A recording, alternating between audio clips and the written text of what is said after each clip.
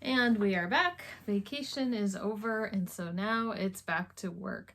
We did have a good time on our trip. We got to see some friends and family, and it was a thrifting trip. So we did some sourcing along the way as we were going. We hit some thrift stores we've never been to. We hit some thrift stores we haven't been to in 3 or 4 years, and I got to go to my old stomping grounds and to see some of the changes because it's a little bit different.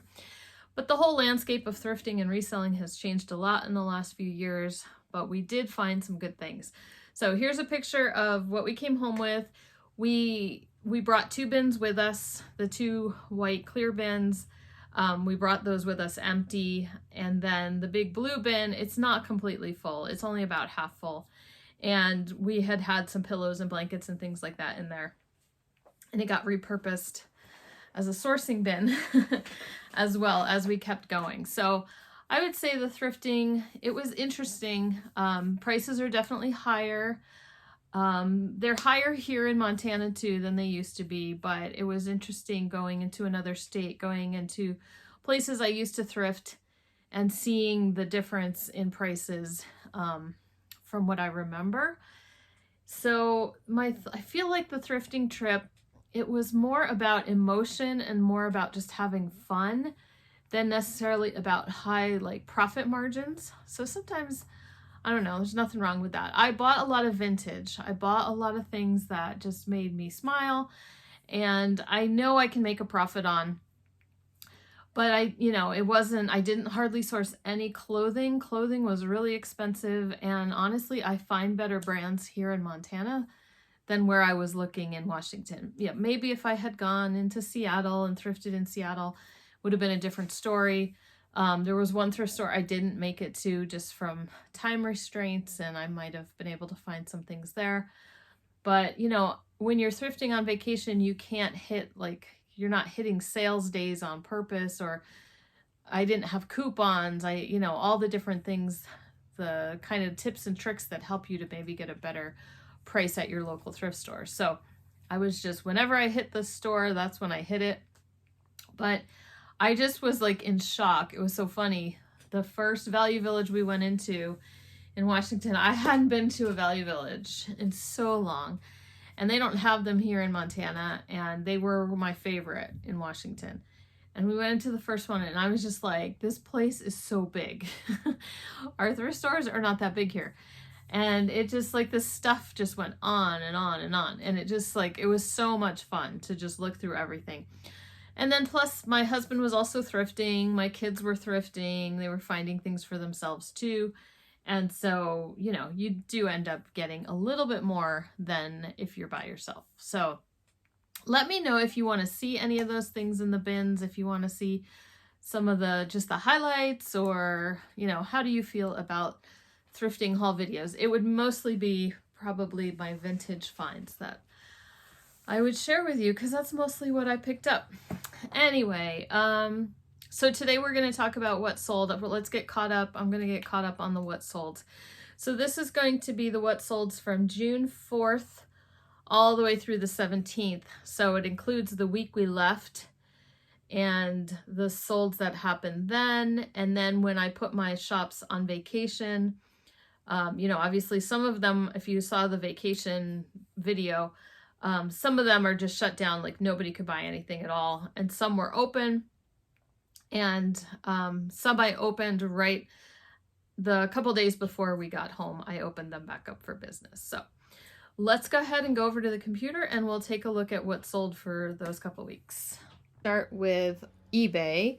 I did have a couple sales on eBay before I put everything on Time Away. So this was one of them. These pants, the brand is called Gramici, and I am going to pop down here and find the tag. Here we go. So it says Gramici USA. It says Original Freedom. So these, Gramici is a brand that kind of focuses on climbing and hiking and things like that. And I have done better. I will say I have done better with shorts and pants. by that brand. I've had shirts a couple times and they take a little bit longer to sell. A couple of them, I think my husband and my son just ended up keeping them. But yeah, Gramici, definitely worth it for the pants. These were a little bit of an older style, which actually is a good thing. It's something that people look for. These were made in the USA. And anyway, they sold for $40. And there was no offer or anything like that. Okay, so the next one is really interesting. If it looks familiar to you, it's because we talked about this in the sewing pattern videos, or maybe the second video. And I was also talking to, I mentioned this, I think, in my last What Sold, because it had already sold and I was excited. And so I kind of gave it as like a little spoiler. But if you haven't seen the video about about sewing patterns that sell for good money, this one was mentioned in it.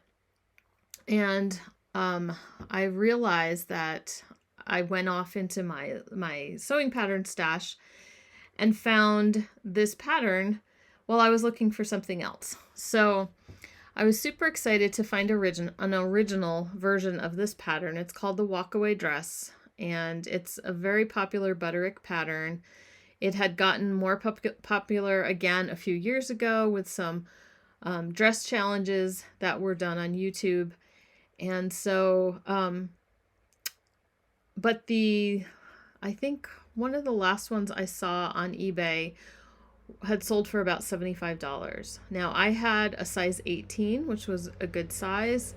Mine was uncut. And was it uncut? Let me double check. It was complete. It might have just been cut and complete. Complete. Okay, so it was kind of cut out, but it wasn't cut on the cutting lines. And so it was almost factory folded. I don't know that it had ever really been used. I think someone prepared to use it, but then never got around to doing it. That's my theory. Anyway, so I had mentioned this, that, you know, I was about to go on my vacation and I was like, maybe I should run an auction. And as I was researching those high-priced sewing patterns for the video, we were seeing that a lot of the really older collectible sewing patterns did really well at auction on eBay. So I debated running this at auction when I got back, but then one of you guys had suggested to go ahead and throw it up there for $100, you know, higher than the last one that we saw that had sold recently, and just see what happens. And if it didn't sell, you know, while I was gone, I could come back and run the auction. Well, I listed this for $99.99, and within a few hours it was sold. So that was super exciting. I'm glad I took that advice, because cash flow, and, you know, I didn't have to wait for an auction to end or anything like that. And I'm super happy with that amount of money for that pattern, $100. So Butterick 6015. It's called the Walkaway Dress, or what's kind of come to be known as. It's a wrap style dress. Okay, then we have a lot of 13 big Nate books. These were just my kids' personal collection. We just thrifted them along the way, and some of these, you know, I thought would do better as we kind of culled out their collection of books. But I think some, like this Big Nate, that are so super popular, there's just so many out there, so the value of the books is not super high, even if you have a fairly good sized lot. So we just wanted to clear some space. They were pretty much done with these books. So we had these listed for a little while, and they sold for $25, and then plus shipping. And then another quick sale. This happened, I bought this like the week we left and listed it right away, because I figured this summertime thing, even though bathing suits do sell year round, I just thought, let me get this listed. It's super easy. So Miracle Suit, I knew was a good brand to look for bathing suits. Now this is Kirkland Signature, which is sold at Costco. So I'm sure this bathing suit was originally sold at Costco. But it was not used. It still had its original tags. And I figured just because it's Miracle Suit, it should do fine. So I picked it up for a couple dollars. I saw comps when I looked them up were just, we're in the $25 to $30 range. And so I went ahead and listed it for $25. And again, it probably sold within a day or so. It definitely sold before we left. Now we're moving into some things that sold while I had time away on. I only had a handful of sales that happened while my store was kind of on vacation and time away. So the first couple things that sold, I didn't even message the people. I messaged them a couple days later and just kind of reminded them that I was on vacation and that there was a postal holiday on Monday, and so that I would ship on Tuesday. So I am going to be working on that this evening. So this tapestry wool threads sold. Let me see if there was, no, it would have to have been full price. So $20 sold for full price. These were part of a plastic shoebox that I got at the thrift store for like $3. There was a ton of just different kinds of yarn in there, tapestry wool, and I had divided it up into different colors and different things like that. So this is the last little lot to have sold, and actually made a pretty good profit on these. Then I sold some soup spoons, oval soup spoons by Mikasa, and these have been listed a while, I will say that, but they're very unusual handles. I thought they were very pretty, and just kind of listed them, waiting for the right buyer. And it happened while we were on vacation. So $14.99 for those 3 spoons. Next one. This one also did sell. So this is something that I mentioned in my video about vacation settings and time away. So if you send an offer to somebody while you're on time away, then that negates your handling time being extended. You have to honor like your normal handling time.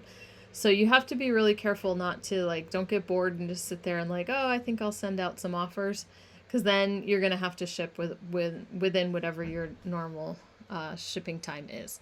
So I got messaged about this tie. I had recently gone through kind of my backlog of neckties, vintage neckties, just kind of playing around, and I listed a few of them. And this was one of them. I knew it would be, desirable, that somebody would want it. It sold for $35. So he messaged me and asked me if I would take $35. I think I had it listed for $40. And I was totally fine with that, but I had to remember not to, because normally in a message, I would say, I would just respond with offer. Well, I went ahead and didn't, I remembered not to do that. Let's just put it that way. So what I had to do is I just went in, I changed the price, and I put reserved in the title just to kind of hopefully make it so that only he would buy it at that price. And I messaged him back, told him what I did, and I think it took him a day, but he went ahead and bought it for $35. And as part of the message, I reminded him of the fact that we were on vacation as well. So that all worked out. And then another sale while we were on time away were these sandals, MBT.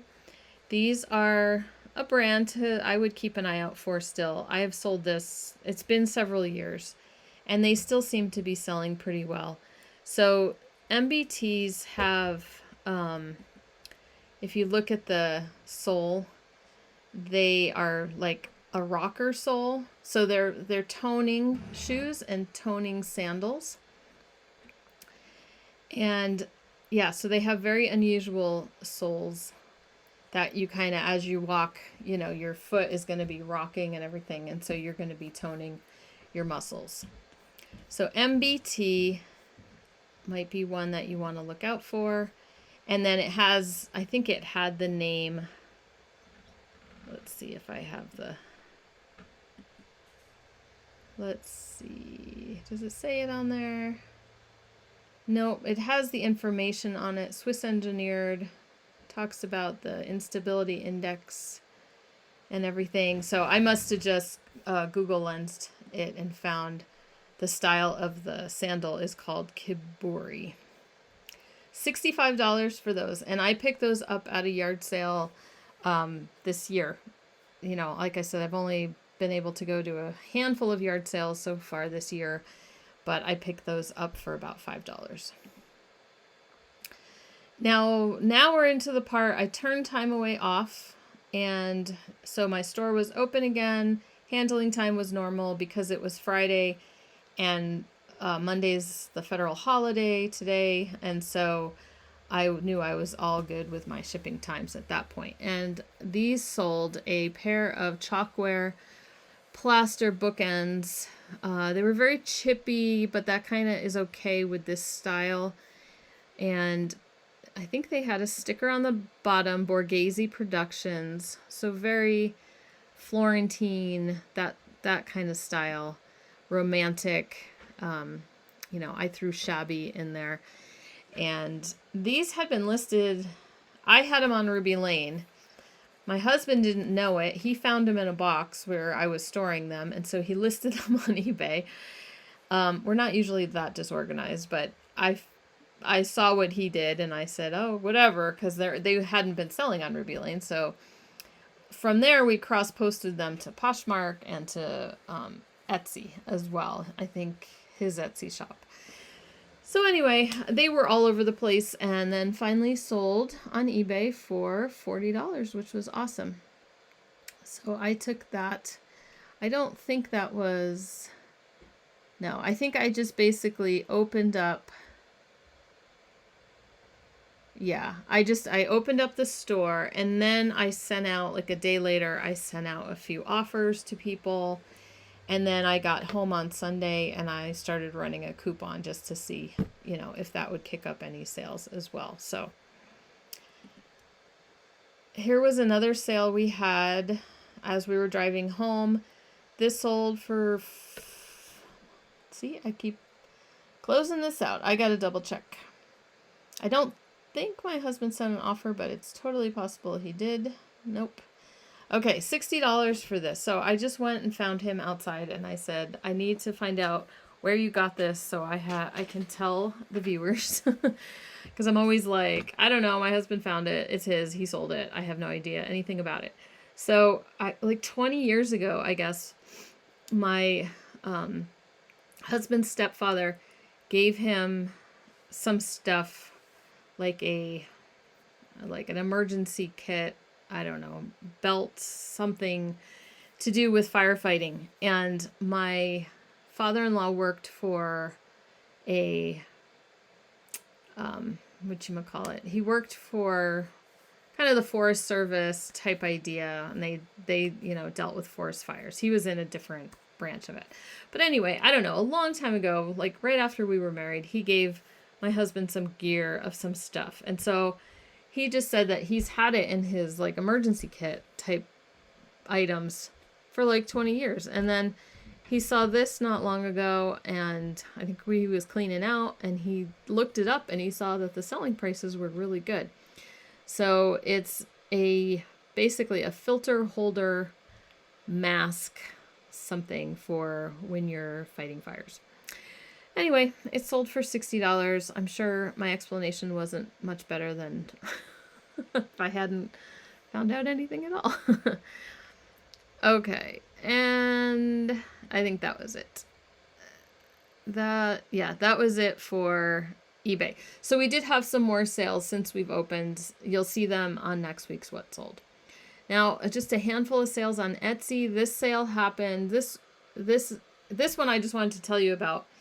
This actually sold for $10, this McCall's New York pattern.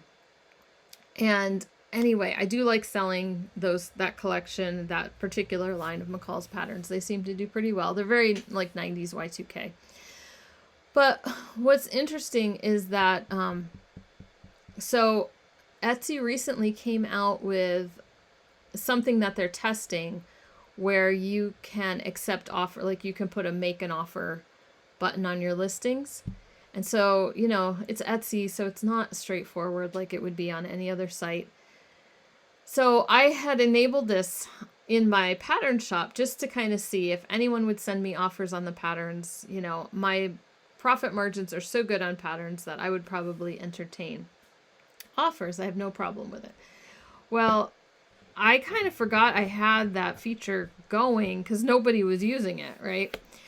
And so one time I got a message. It comes through messaging, and it's like basically so-and-so has offered you $10 for this pattern. And I was like, yeah, sure. So what happens is when you accept it and you say, yes, $10 is fine, the buyer, I found this out later, the buyer has 2 months to accept that offer. Like that offer is still valid for 2 months. And I love the way Etsy says it. They go, your buyer only has 2 months, you know, to accept your offer. So anyway, I sent it back. Nothing happened. I wasn't surprised. You know, Etsy owns Depop. Depop's offers are not binding either. So I accept offers on Depop and nothing ever happens. So I like put it out of my mind completely. Well, then a week later, this pattern sells, and I'm looking at the thing, you know, the order, and it says they used a coupon code for $2 to take $2 off. And I was like, a coupon code? Like all my coupon codes are for percentages, and it like they're usually 10%, so it'd be like $1.20. And I'm like, what kind of coupon code is this? It took me like way too long. So I went ahead, I packaged it up, and I went to message the buyer just to ask them where they got the coupon code. And I realized it was this lady who had made the offer. So that's how it works on Etsy. You get a message, you message back saying yes. Then they have 2 months, so they could come back 40 days later and say, use this coupon code, and you'll be all confused about why it's selling for that price. So just a heads up. It's just like, it's a trial thing right now. I don't know. It's not worth it. Like nobody's using it. So it's kind of silly. Okay, then over in my husband's shop, he had a day right before we left. He sold like 3 things in one day. And they were like boom, boom, boom. So all of a sudden his little shop was visible for whatever reason. So he sold 2 of these clocks. One was Spartus. This sold for $28. I know I've mentioned these before because just these little vintage retro wood grain, fake wood grain clocks with the red light up numbers. Very much, I don't know. They're just selling right now. So we just kind of pick them up when we see them. So he sold 2 of those in one day. So he sold that one. It's a Spartus, and then he sold this West Clocks one as well. I think we picked up one on our trip, like a GE. So we'll see how that one does. And then I have a story for this one. So these are little opera glasses. I'm sure I had a pair when I was a kid. Okay, so there's just these little folding ones. As you can see, you know, they kind of collapse down, and I bought them. Here, let me show you this picture while I tell the story. Okay, so I bought them. I was at a little thrift store in Montana here, and I went up to the case to kind of see what they had in there. And this box was in the case. And I always get attracted to vintage and to original boxes and things that look like maybe I don't know. Original boxes are awesome because they give you a lot of information. You can see where something is made and where it was sold. So these were, you know, sold at Kmart, and they were made in Japan. And I asked to see the box out of the case. And they were only marked like $2 or $3. Like, I think they were just in the case to keep them safe. And so I pull it out and I was just like, you know, I'm like, oh, this is so super cute. And in my head, I'm thinking, oh, it would be awesome if they were like turquoise or something like that. So I open the box and I see that the opera glasses are actually in there. And they're just kind of a tan beige. And I'm like, whatever. But I'm like, for $2 to $3, they're just like, they're really cool. Like, I need to get these. So I'm like, yes, I'll take those. So I buy them. And I come home. And I'm showing my husband, because I knew this is something that he would want for his Etsy shop. And I pull out the opera glass part out of the box, and under them in the box was cash. So I don't know if that was somebody's hidden spot. I don't know if this was a gift someone's grandma gave them. I think it was probably a hidden spot because the cash was like newer. So somebody was just like hiding things probably in different spots in their house. Anyway, there was over $100 in the box, hidden away under the opera glass. So the thrift store, I guess, didn't take it out of the box either. And so that was just a nice little bonus. I had never found cash in a thrifted item before. So go ahead, leave me a comment down below. I did do a poll. When this happened, I did a poll, but I didn't like share why. Whether you've ever found money in a thrifted item. You know, I think sometimes it's a little tricky. Like if this was at a yard sale or an estate sale and I knew where it was and I could get back there and get, you know, in contact with the people, I would return the money. But the thrift store, I just felt like it was a different situation. So I bought the item and that's what happened to be inside of it. So anyway, you know, everybody's, you know, moral compass probably varies on that to a degree. But anyway, it just was interesting. Sometimes people find things in pockets. They find things in the zippered part of purses and things like that. So I have never found anything before. And I was just curious. Go ahead, leave me a comment below. What's your best find? I remember hearing a story of a woman who bought out a sewing pattern collection, and in those boxes that they keep they keep their sewing patterns. This woman had collected her sewing patterns, but she also hid like a ton of money in in her sewing patterns too, like a 20 here, a 20 there, a 20 here. So anyway, the woman who bought the collection found like $600 or something like that. Crazy. So anyway, little bonus things here and there. So that's my story about these. So these actually did sell fairly quickly for $24.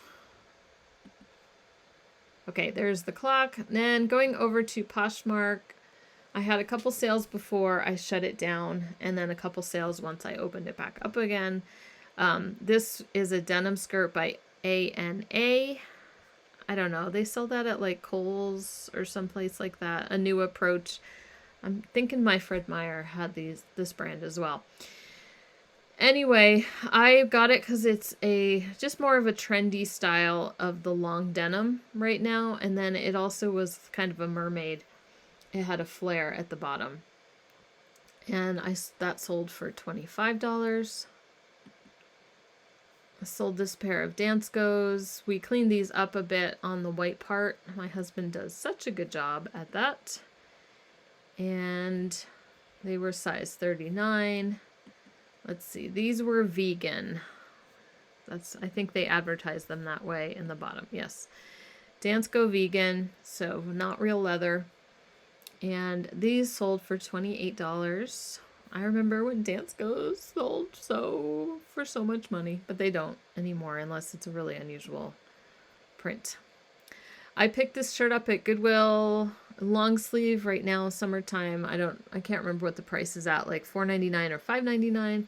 So Cinch is, you know, it's a fairly good brand, Western brand. I have sold the button shirts before, usually the more geometric and everything. But this was new with tags, and I figured someone would want the black. And it sold for $45. Then I sold a hat for $12. I picked this up early on in my experimenting with baseball cap selling.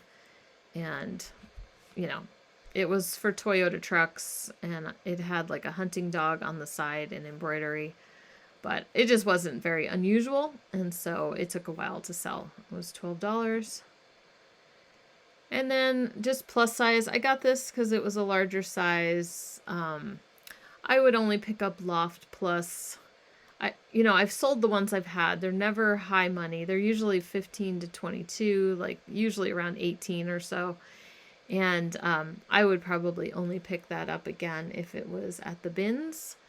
This, I think, was just at one of my little thrift stores on a half price day.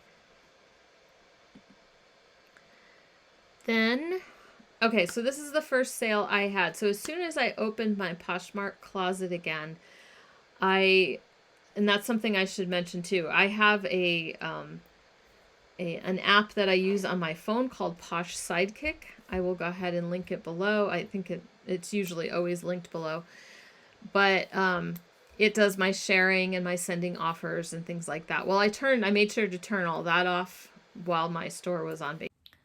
Okay, so I'm not sure exactly where I cut off there. My screen recording software was deciding not to cooperate with me. So I'm just going to finish up here. So what I was saying about the Poshmark is I had turned off my sharing app that I use, Posh Sidekick, while I was on vacation. But what's awesome is that once I opened and turned the vacation settings off when I got back, I fired up Posh Sidekick again, and it immediately starts sharing and sending offers and things like that. So, eBay kind of slowly getting back into the swing of things. I sent some offers on eBay, and it probably will really get going once I can get some more listings added to it. But Poshmark is doing all that for me. I don't even have to think about it. So I had a few sales right after I opened up the shop again. So the first one, I'll show a picture up here, were these Asics women's size 9 running shoes sneakers. I have had these listed for quite a while, and can't even quite remember where I picked them up. Probably my local thrift store. And they sold for $25. So nothing super exciting there.